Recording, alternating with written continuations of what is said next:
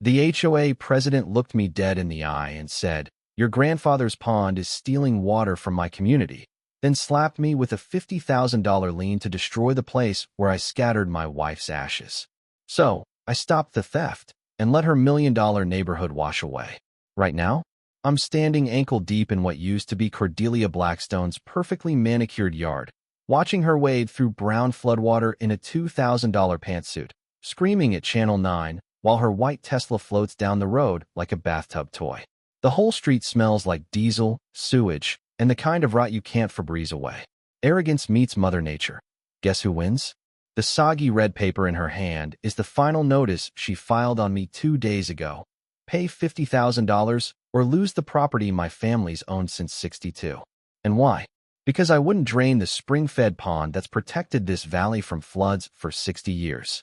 Turns out, when you try to wipe out a widower's sacred ground despite your neighbors, physics doesn't care about HOA bylaws.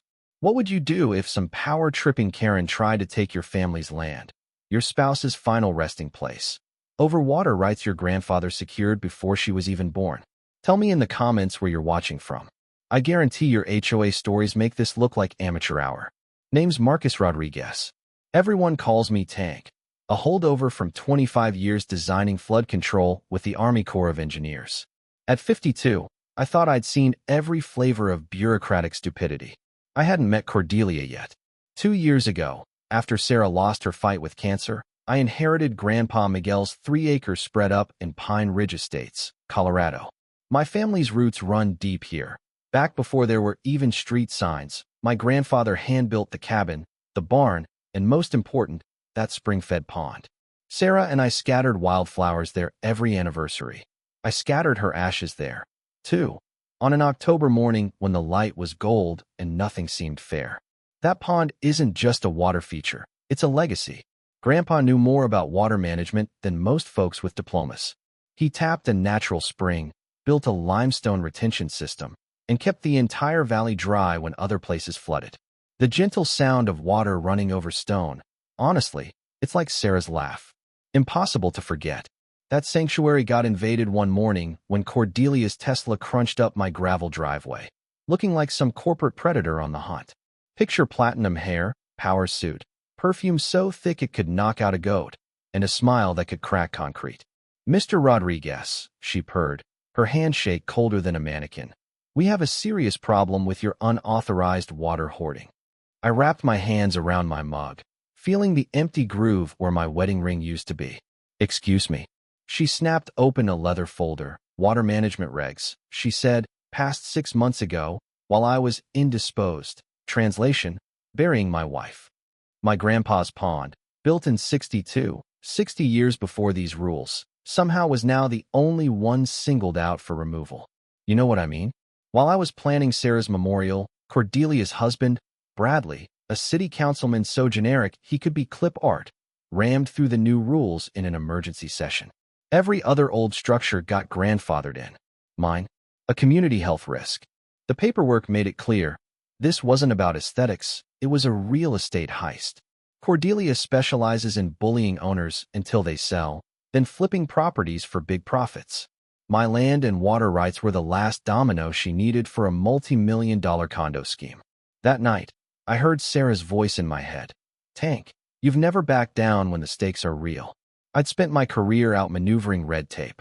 Time to remind Pine Ridge that water finds its own level, and sometimes it washes away the ones who think they can play God. 3 days after her ultimatum, Cordelia returned with backup, her beat-up Honda Civic friend, and Derek, her baby-faced, certified water inspector. Couldn't have been older than 25, fidgety, facial hair like a tired caterpillar. "Certified by who?" I asked. "Colorado Water Management Bureau," he stammered, flashing credentials that looked like they came out of a cereal box. Real water inspectors show up in government trucks, not with someone's mom waiting in the car. Derek measured my pond with a Home Depot yardstick, scribbled chicken scratch notes, and declared, "Unauthorized water retention.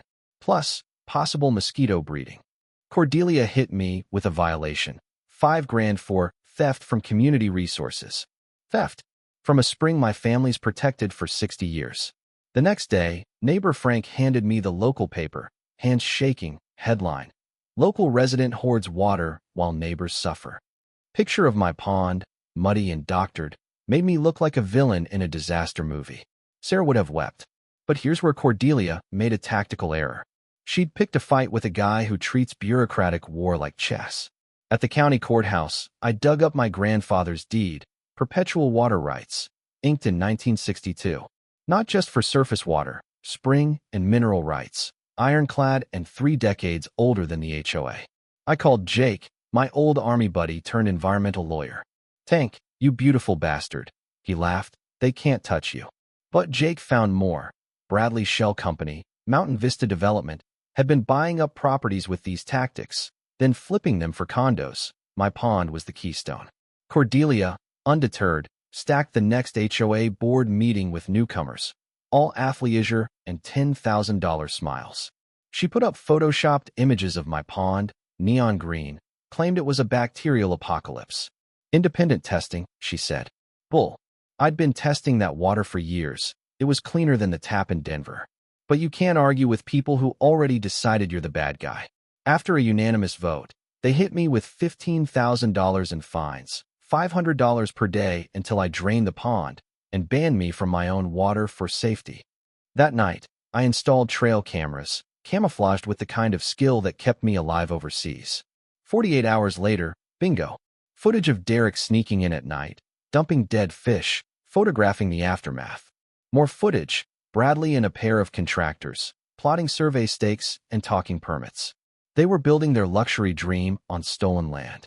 I called a meeting. Frank, Ruth, the Hendersons, even reclusive old Pete from up the ridge. I spread the photos out on my kitchen table. "This isn't about my pond," I said. "They want to clear us all out." Turns out, every longtime resident had received bogus fines in the past 18 months. Code violations for vegetable gardens, chickens, you name it. Meanwhile, Cordelia's new friends racked up 0 citations. So we formed the Pine Ridge Heritage Committee. Frank as president, Ruth as secretary, me as historical preservation coordinator. The only way to beat bureaucrats is with better paperwork. And when Jake traced the fines, he found the HOA's corporate registration had lapsed 2 years earlier. Every fine was void. Then Cordelia went nuclear. A lawsuit claiming my pond was a public health threat, a restraining order, and a bribed health inspector named McGrath, whose emergency report said my pond was poison. My fines shot up to $30,000, with threats of foreclosure in 10 days. But Dr. Maria Santos from Colorado State owed me a favor.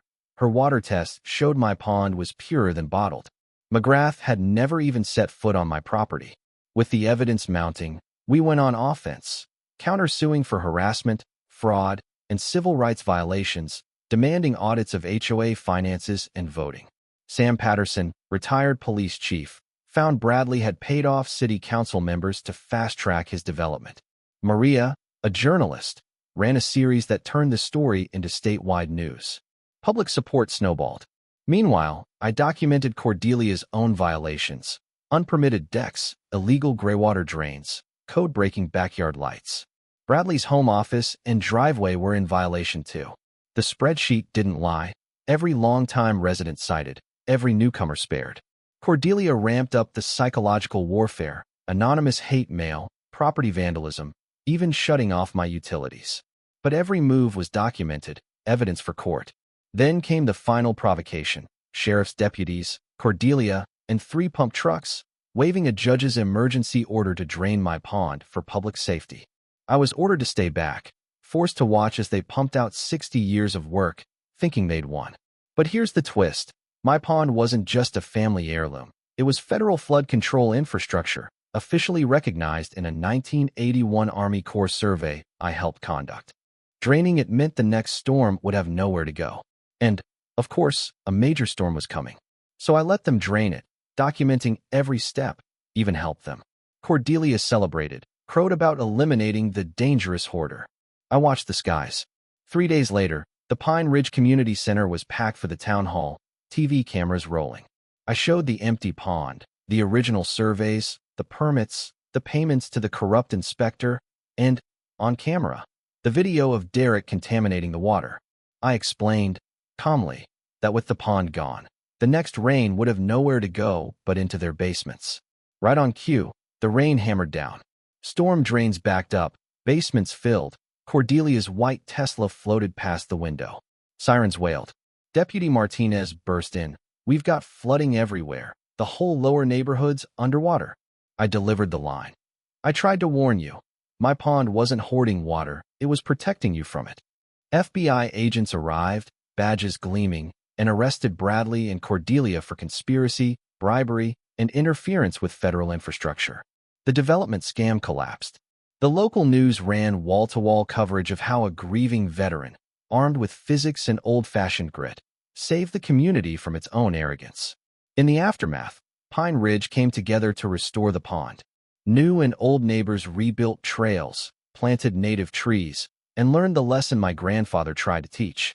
Water isn't something you own, it's something you respect. The HOA's grip was broken, the fraudulent fines refunded, and every crooked official lost their job or went to jail. 6 months later, my pond is cleaner than ever, ringed by wildflowers and a plaque in Sarah's name. Kids learn about flood control where my grandfather taught me how to fish. The best justice? Communities across Colorado reached out for help fighting their own developer scams. Our story became a roadmap for how ordinary people can beat extraordinary greed. And me? Most nights, I sit by the pond with Rex at my feet, listening to water flow and kids laugh, and I know Sarah would be proud. If you've got your own HOA nightmare or a story of fighting for what matters, drop it in the comments. Let's swap scars. If you like seeing justice win, hit subscribe, smash that like button, and stick around. Because in the end, physics doesn't lie, and sometimes the good guys really do win, especially when they know how to fight. So, what's your craziest HOA showdown? Let's hear it.